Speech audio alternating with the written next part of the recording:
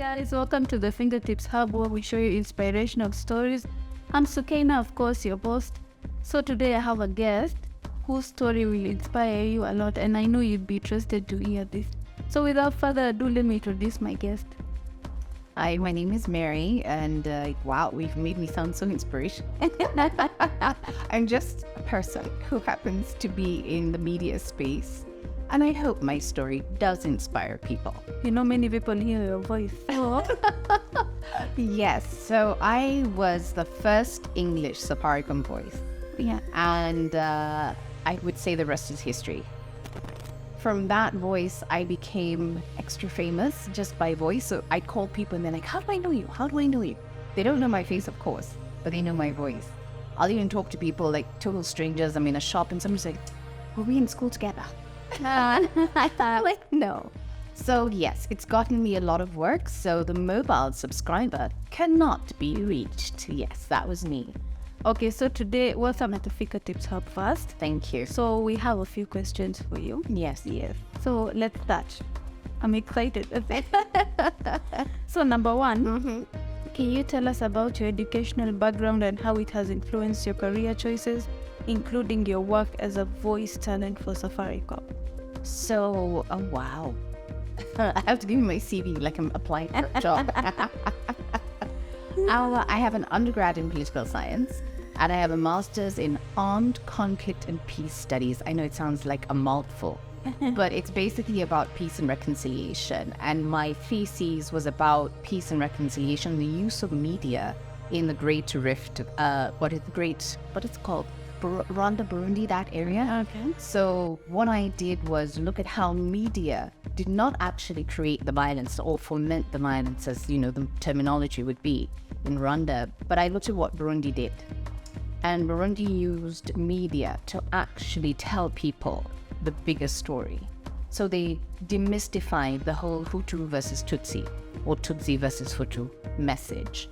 They told people, these are Burundians. These are people being heard. And that was such a powerful message that it permeated their society. And I saw the power of media through that. So as a result, I've done a lot of content creation in that space, humanitarian space. I have worked with strategic partners. We've gone into the NGO space and created videography, communication strategy, scripting, voicing, of course. That sort of thing. Okay, thank you so much. And question number 2 is, you have extensive experience in documentary content development and communication management. Can you tell us about how you got started in this field and what inspired you to pursue this type of work? Actually, I went in by chance. My very first job was a part-time job where I was selling soap. I know this sounds like a stretch after having studied what I studied, but that's what happens in Kenya. You have to hustle. That's right. And from there, I realized, okay, I like talking to people. I like the marketing side of it. And by chance, I met an individual who had a studio and wanted to assist the company that I was working for that dealt with fast-moving consumer goods. And he said, can I come in and do a whole documentary sort of, promotion video and that sort of thing? And then he heard me speak and he was like, can I use your voice? I'm like, my voice? And it's like, yeah. So we go to his studio and I'm there explaining what the company does, just doing the voiceover. And little by little I realized, okay, I've got talent. But my big break came when I took a young lady to a studio and I was asked to voice. And I said, well, sure, no problem. They actually told me I don't have a chance in that space, and I thought nothing of it. But life happened. I became a mom and I needed something flexible that would allow me to be a full-time mom that at least earn some money. Yeah. And this is what I fell back on.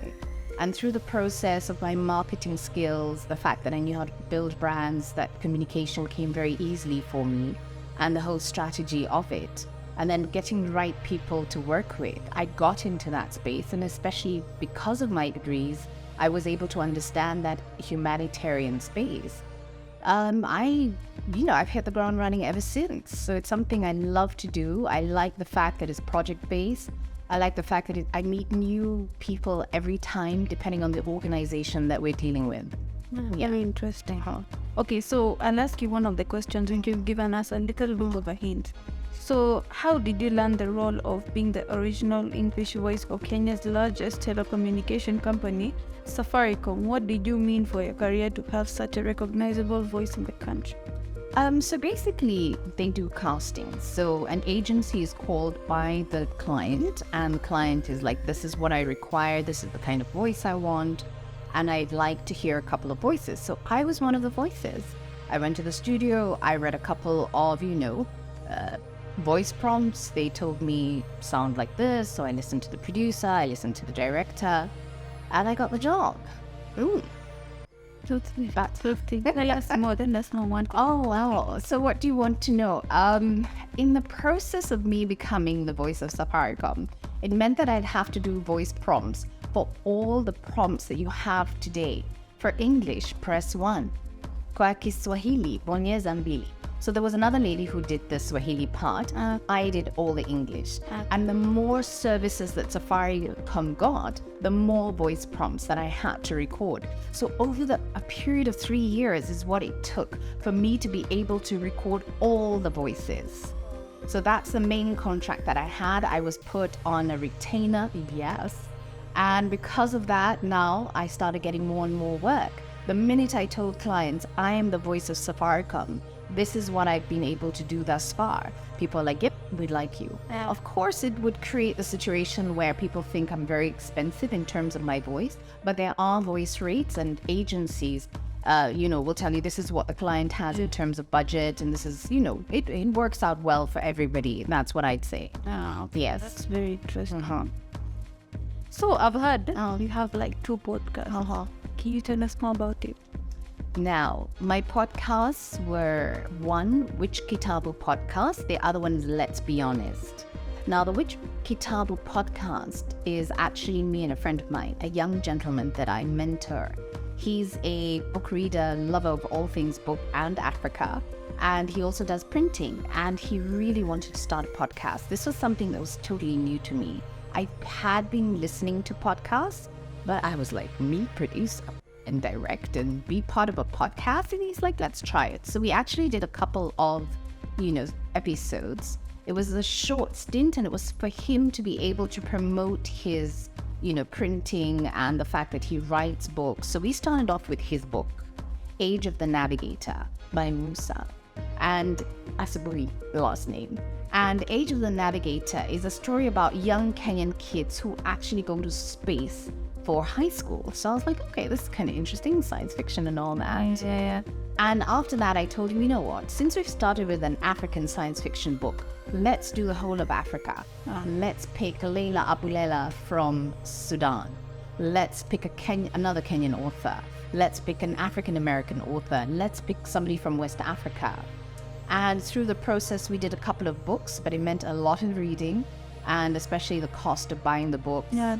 That sort of thing. So for him and I, we had a target. We set out to do it in such a way that it was exciting, something different. And through the Which Kitabu podcast, I learned, I can do something other than the voiceovers. I can actually do podcasts, and I can create a theme around podcasts.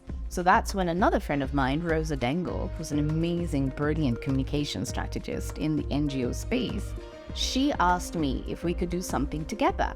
And again, this was trial and error. So we did the Let's Be Honest Kenya, and it's a podcast that basically started off discussing, young Kenyans, young Africans. We started off with a young lady from Southern Sudan.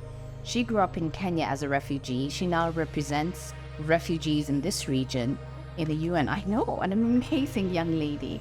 And then from there, we talked to a gentleman who talks about mental health in Kenya. And this is when we realized mental health, we know is an issue in our society, but it's something that we don't express, and even culturally, we hide it. It's something that's shameful. It's something that you don't want to discuss. I mean, in my culture, we'll even call you a mad person and not somebody who has a health issue, because it is part of your health. And so from there now, it was very heavy, and we felt, let's do something lighter, but still stay within the region of Africa. So we started off with mythology, and we looked at Luanda Magere. Have you ever heard of him? No, but He's like he's from the Luo community, and the story is he was this great warrior who could never be killed. But actually he had a secret in his shadow. So it was wonderful me telling the story, and my friend Rose, who's from the Luo community, correcting my pronunciation here and there. But I'm reciting the story, and our producer was absolutely brilliant. Big up to Lee of Big City Studios. He did the most amazing post-production. When I'm saying Luana Magaria wakes up and he's angry, and you can even hear the clashing of swords and shields, and he did an amazing job with that. So from there, we also talked about my people's food, mashakura. And again, it's not historic. I love my food. I love my stews. I know we've been teased and been told, tons of water, but it came from a place of pain. During the Mau Mau struggle in the 1950s, entire villages were stripped of their communities. Women and children, young men under the age of 17 were put into concentration camps because that's what they were. They were called rehabs, reserves, and places to teach them how to sew and hygiene. But no, these were camps where young Kenyans, women, old people were actually put into a space that was nasty, was smelly. They had to dig a trench around them and pour water in and put barbed razor wire to ensure that they don't leave that space. They left their farms unattended, their animals unattended, and they were only allowed once or twice out of those concentration camps. And when they did go, they'd find everything is rotten. Animals have, trampled their fields. The food that they were given was, full of weevils and stuff. And they had to boil and boil and boil to ensure that their kids would have, some full tummy. And so the process of adding anything into the pot came from there. You're adding potatoes, you're adding a carrot, you're adding some cabbage. Then you're adding, the maize and the beans and whatever was there. So I'm not saying Githeri is from there, no, Githeri. But I'm saying that whole idea of you put anything in the pot and you keep adding water, a little bit of salt for flavor, and your child's tummy is fine. Yeah.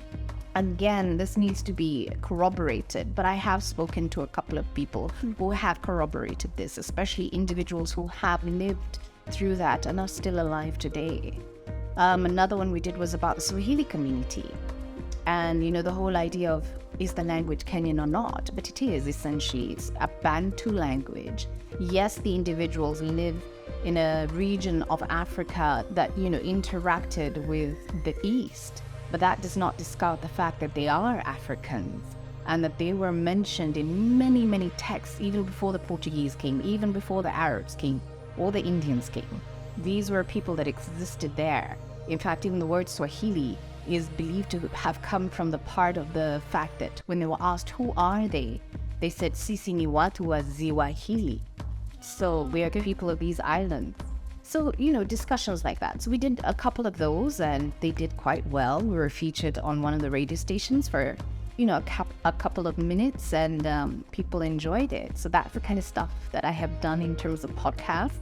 So I also help people frame their podcast. There's a friend of mine who's a pharmacist and she wanted to know how to start a podcast. So, I walked her through that process now that I had done those 2 podcasts. Basically train or something. I wouldn't say train per se, but I could. What I would do is more on a neat basis. What is it that you have in mind? And then what is it that you want to achieve? So we'll structure now your podcast that way, and then give you that framework, production, location. In fact, even where we're recording right now is one of the spaces that you can use for your podcast. So that kind of service is what I offer in that space. Yeah, very interesting. Okay. Thank you so much for giving us a lot of knowledge. Thank you. Okay, your passions include passing on life skills to youth in Kenya, and you volunteer as a youth mentor in performance, public speaking, and personal branding. Can you tell us about a particularly meaningful experience you have had while mentoring? Okay, so that's quite a mouthful, huh? Passing on my life skills to a younger generation.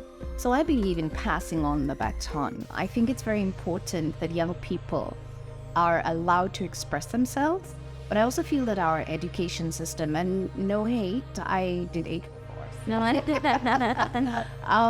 there are certain aspects of it as people get into school, especially high school, They lose the opportunity to act, to participate in art, in music.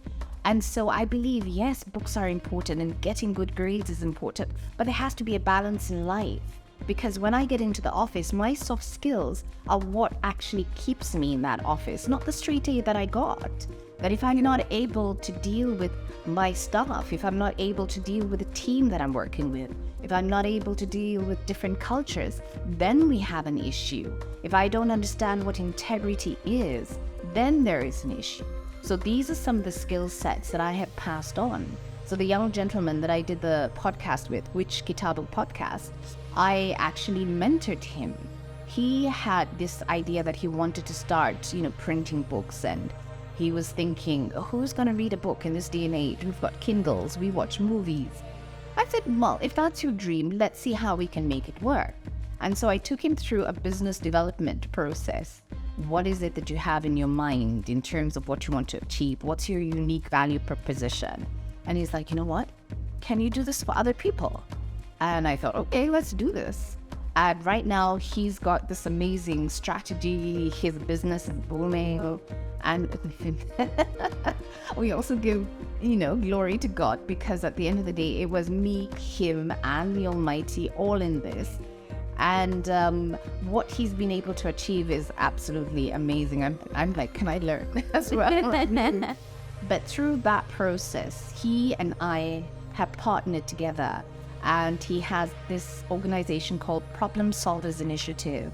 So what he does is he's created a curriculum, and through that curriculum, we train young people. So we have been doing it pro bono so far. We've worked with the Banyamulenge community, who are a group of individuals who are here as refugees. So they're urban refugees, and they're found in Rwanda, Burundi, DR Congo. So they live in Nairobi, and we give them skill sets that can allow them to, integrate into society. We also work with young Kenyans. A lot of people finish university or finish high school, and they're done with that. And then they're like, okay, so what am I supposed to do with my life? I'm not able to get a job. So we tell them, look at what you have in your hands. Let's augment certain skill sets that you have that will allow you now to be able to get a decent job, or at least create some form of employment for yourself. Oh, totally agree. But just the way you've said, A cannot keep you in the office. No, You should be sharp with the brain. Exactly. Well, they'll argue that they're very sharp and they got a straight A, but if you're rude to your colleague, if you're judging somebody based on their gender, you're judging somebody based on their faith, you're judging somebody based on their race, then you have an issue. Yeah. A big issue. Uh-huh. I love this. Yes. So it's taken a couple of years for me to get to this point, but I feel that also for me, the fact that it took me many years to find where I am very comfortable, and had I been allowed to, I'm not saying that I'm angry with anyone or, discounting the path that I took, but I'm just simply saying I may have gotten to this point much faster had I had that sort of guidance and been allowed to express myself that way. I don't like, for the record, wearing very, formal wear. Yeah. I'm more of a casual person. Exactly. Look at my hair. Yeah, totally. And that's okay. Actually, I've gotten to a point whereby people judge you if you're wearing casual in a big office, but that shouldn't be the point. Exactly. The point should be what value you're adding to it. So for me now, working in the corporate space, and I had to wear suits and my hair had to be a certain style, it was stifling and, to a certain extent, exhausting. But I'm not saying that I didn't enjoy the jobs. I didn't mind them, but I wasn't truly expressing who I was, and I wasn't using my entire skill set. So that's what I do in terms of giving back to young people. Yeah, plus with whatever you want to do, you have to be comfortable with whatever you're doing. True. You see, because if you're someone who is much into casual, at least you be there, and at least you're even adding value to whatever you're doing. But people won't understand about it. It took people like Steve Jobs and others who were different and mavericks at what they did. Individuals who said, I'm going to wear a suit, but I'm going to wear sneakers. Yeah. Individuals said, I don't like the tie. I'm going to just, not wear a tie. I'll have my shirt, I'll wear my suit.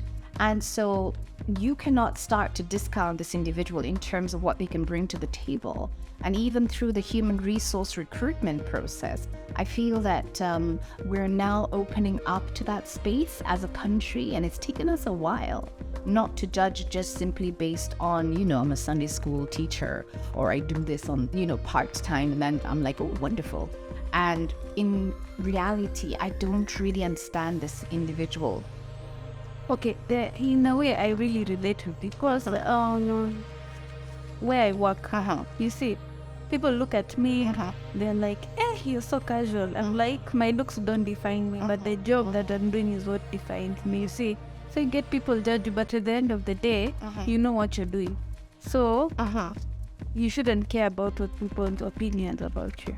I also feel that we inherited a lot from the colonial masters, and they told us this is how you must dress, this is how you must talk, this is how you must do your hair. And I feel we got stuck in that space. And as Africans, we're vibrant. We are full of color. The average Kenyan can be the darkest possible and the fairest possible. Our hair texture can stand on end, or it can be curly. So I cannot, as a human being of this hue, place my fellow African or fellow human being into what I feel they should be. And I'm not saying you go extreme. No, I'm not saying that. There are rules and regulations, and every office has a culture.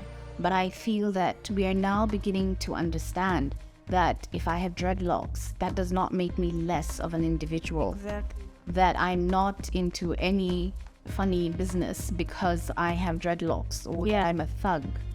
I feel these are some of the things that young people need to understand, that there is this middle ground, that you come and meet each other at this common ground, and that it's not extremes, but it's also not very square. You understand? That sort of thing. Yeah. So, you are known for your work as a I like the way you say I'm noted. You're a celebrity, by the way. Girl, I'm not. Your voice. Gosh. Let me tell you. People know my voice, yes. That makes you a celebrity. I know, like, for instance, I'll call my parents or, relatives, and they're like, hey, the voice. And I know that happens. But at the end of the day, I'm still Mary. I'm still somebody's mother. Yeah. I'm just Mary. But the Safaricom, sorry. There were many others. There were many others after me. So I'm not at least it makes at least that's something you've done. Like when someone before, I don't know if they use it still right now. So what they have is at least, I think, 2 prompts that were not signed off, which I don't mind because that's part of my advertising campaign. And I listen to that. But other than that, I mean, more of the voices have been voiced by other ladies, voice prompts. So yes, it's not always me now. But at least you are part of it. Oh, yes. Yeah. I mean, for the initial part, yes, definitely. Yeah. Okay, so my question was, yes, you are known for your work as a consultant script writer for documentaries produced for NGOs, dealing with post-conflict reconstruction and food and nutrition. How do you balance the need to inform and educate with the need to tell an engaging story? So what normally happens with a lot of these non-governmental organizations is they want to tell individuals, especially those who have funded them, this is what we've been able to do with the money that you've given us. These are the lessons that we've learned, and this is where we'd like to make a couple of changes. So beforehand, most NGOs would give out, these reports that are this thick, and you have to read through them. And I do not discount those reports because they are important. However, sometimes the visuals are actually more powerful. You know how they say a picture is worth 1,000 words? So I come in that way. So I work with the videographers, we work with scriptwriters, we work with individuals who are now going to have meetings upon meetings to understand what it is the client wants. I'll even go through the reports so that I understand this is their aim, this is their goal. This is what the NGO wants to achieve in terms of what they're giving back to society. So if it's food and nutrition, there was one NGO that we dealt with, actually GIZ, and they were working on teaching individuals from the north of Kenya that were not agriculturalists. So they were taken, they took individuals from northern Kenya, certain communities, you're taking Samburu, Turkana, and they were taken to eastern province. And they were shown, look how dry this area is, but individuals here have grown tomatoes, they've grown XYZ. You can do the same. Yes, I know you're pastoralists and your cattle and your goats are very important, but you also need to have a balanced diet. And so they taught them how to create kitchen gardens. And through the process, they're able to save money. And then once they save money, they can buy a donkey, they can buy more cattle, they can buy more goats, they can buy camels. And so through the process, I'm taught a lot. And so the art of storytelling is you start from the very beginning.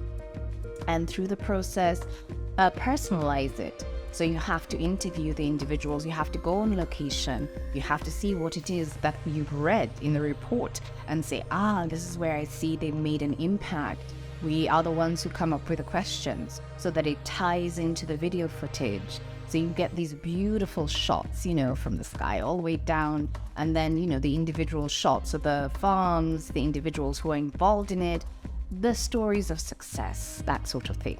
Yes. Okay. I really like this conversation.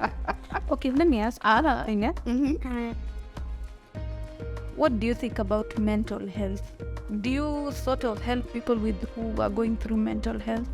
Now, in terms of mental health, I'm not a mental health expert, and I would recommend anyone to go see somebody in that space. However, I do feel that it's important to allow people to express themselves. If somebody looks like they are expressing some sadness, it's always good to find out what they do and what's happening and why they feel that way. So through that process, I have partnered with individuals who work in that space. For instance, there's a lady called Mama Fitness Kenya.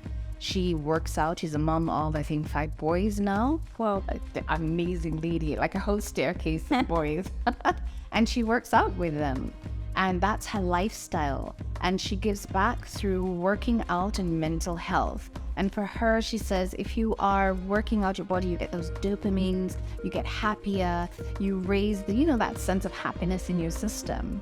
But she also uses it to reach out. So she's gone to Langata Women's Prison a couple of times. I've gone to work out with her. I'm not as good as her. But we give back, we'll give donations for the ladies and then help them reintegrate into society. Because the biggest problem we face also, again, is the stigma, where a prisoner finds it very difficult to go back into their, in their homestead, into their villages, into their neighborhood, especially if you've now been, branded as so-and-so is a thief or so-and-so did X. Now it's teaching that society, she made her mistake or he made his mistake, and just accept them back into society. There are checks and balances, of course, but this is an individual like you, and you could have made the same mistake they made, that sort of thing. Yes. But it's not always their fault too. No. I mean, we come from a very unequal society, and even if one person can impact another person's life, that makes a difference. And the impact may be very, very simple, like listening to somebody, caring for somebody. But I feel that our unequal society has created a situation where we now have the hustlers. People have gone to school for so many years and promised, they're going to get a job there. If they get the job, they're going to be able to buy a house and have children, and that doesn't happen. So what happens? You end up with this, panic, and you're getting to a certain age. You're a guy, you can't get a girl because she wants you to have a car. She wants you to have an apartment in a certain area of town.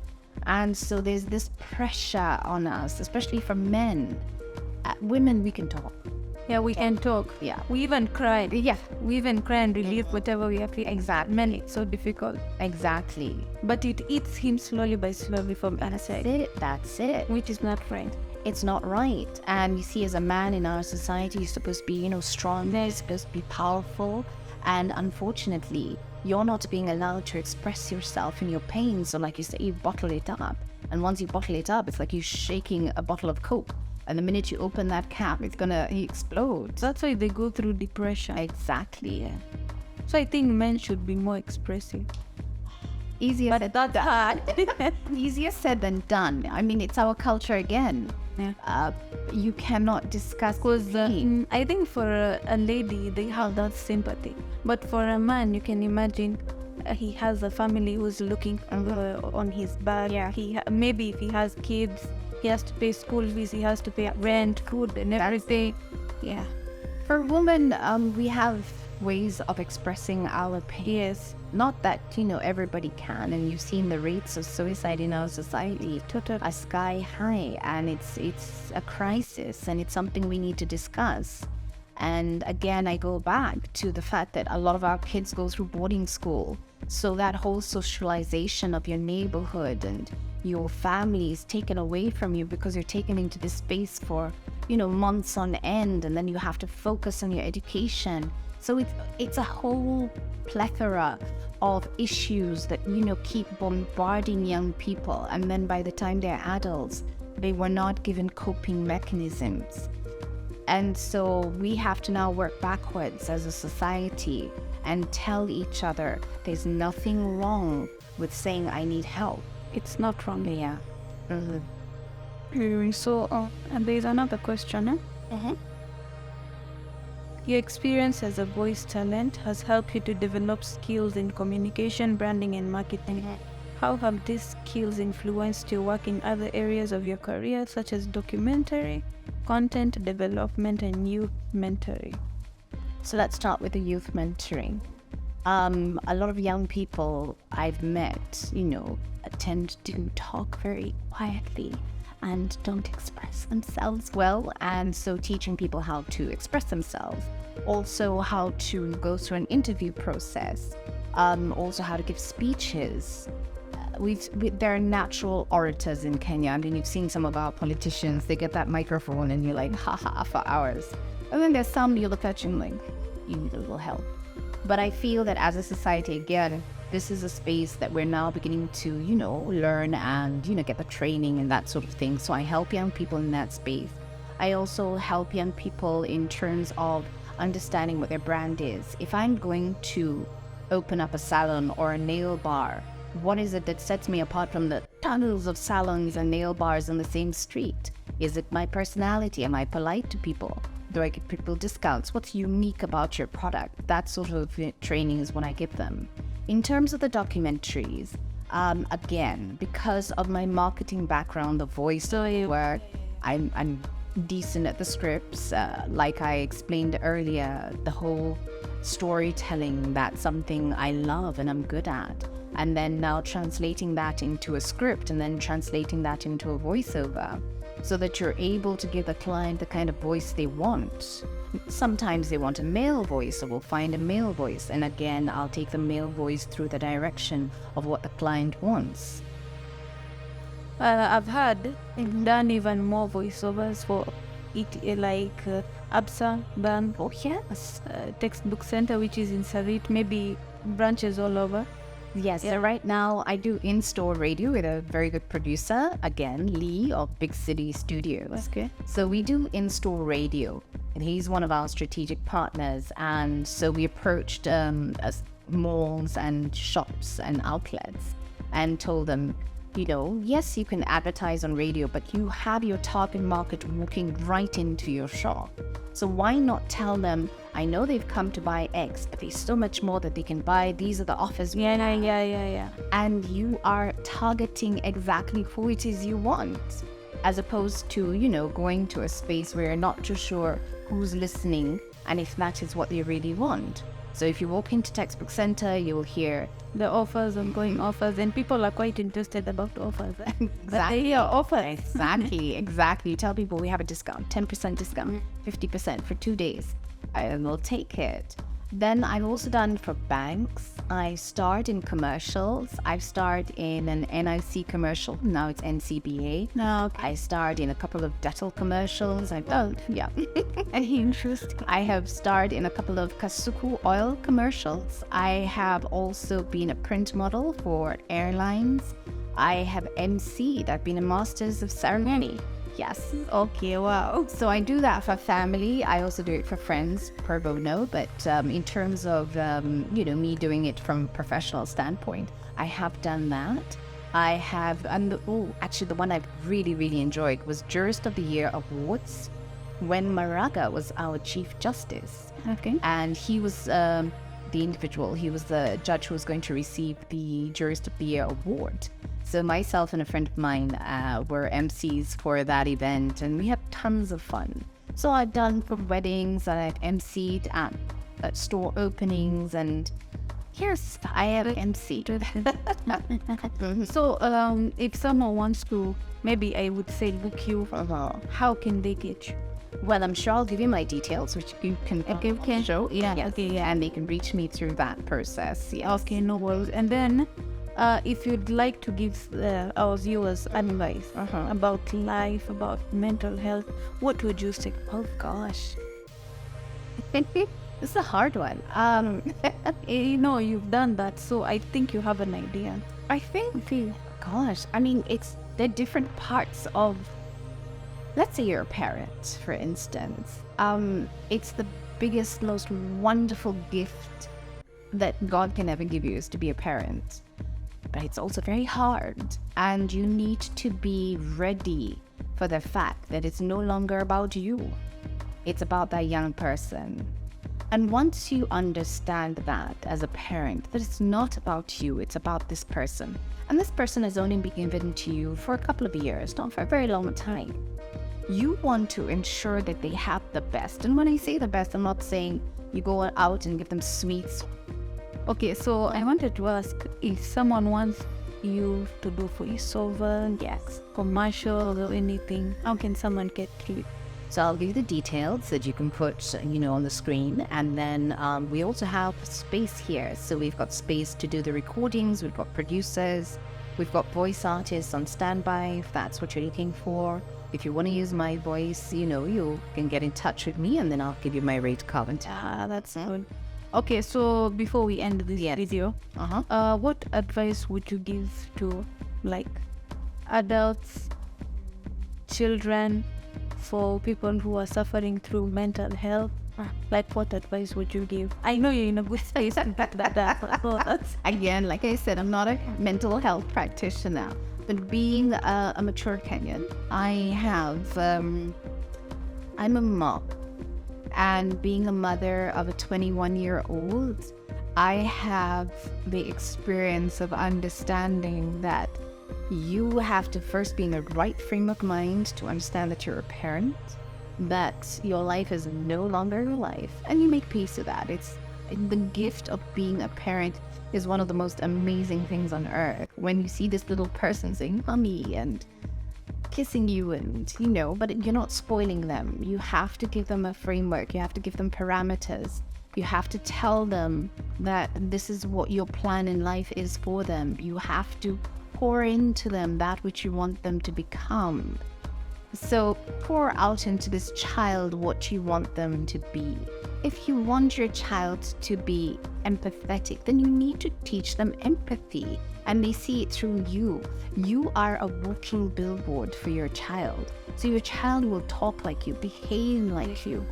I used to take my little son, no, now he's a big man, to the studio with me, and he knows all my producer friends. He knows all my friends. Basically, it was a village that brought up this young man. And because of that, he's very confident in spaces. He's very polite. I would tell him, sit in that corner. Mummy's doing a recording, and he'd sit in the corner. There's even once he actually got cast for a Standard Chartered Marathon. Yes, and he did the poem, and he got paid, and I gave him his money. So, I taught him the value of hard work and the money was his, it wasn't mine. I didn't do that, parent thing of it's just even and I asked him what he wanted to do. He was 9 years old. I asked him, what would you like to do with the money? And I'm like, really think this through, and I'll give you the money. And he thought it through, and he got himself a cell phone. Now that was not an issue because I had promised. Now how do I create this space where my child has a phone, but I have to control what he is using it for? And so it means I'm switching off Wi-Fi. you're not going to have Wi-Fi. No Wi-Fi, no phone. And yeah, exactly. So for him, it was to text his friends here and there. On the weekends, he was allowed a little Wi-Fi, and then it was within such a tight period of time. He's not going to go into funny sites. And, I told him, you're going to actually have to be mature enough to tell me what you're doing with this phone and within the parameters of what I allow. And if you do not stay within the parameters, I'm taking the phone away from you. So what am I saying? I'm saying that this individual, yes, it's an extension of you, but he's still or she's still an individual. This is not somebody that you sit on and that you stifle. And this is not a reflection of you in the sense that you're a doctor, so they have to be a doctor. They may want to be a pharmacist. They may want to be a lawyer. Allow them to be who they were meant to be. For mature people or young people going into the workforce, let's put it that way, be open-minded. You're going out into the real world, and your straight A's or your lack thereof will not necessarily entirely define who you can be in that space. Open up your mind to possibilities to learn. I remember my first job, there were tons of computers that nobody was touching because they were all afraid of them. And I knew how to use a computer, and I sat there and I'm like, hey, no one's using a computer. And so I said, okay, when I have a little free time, I'm going to teach some of the ladies in the typing pool because they were still using typewriters. And so I was trying in that space to impart my knowledge as young as I was, and also to learn a little bit more. And so I feel that life gives you all these opportunities, and just walk through those doors and ensure that you give your best and you get the best back. You love that advice. Thank you. Thank you so much. Thank you. Giving us your time. Thank you. But so before we end, I'll give us the mobile subscribe. I said the camera while playing drugs for an hour. The mobile subscriber cannot be reached. We cannot complete your call as dialed. Please hang up and try again later. And so you're most welcome. And thank you. Thank you for having me. Thank you so much. The pleasure is all mine. Asante. Hey guys, stay tuned for more. We shall send you small snippets of the videos.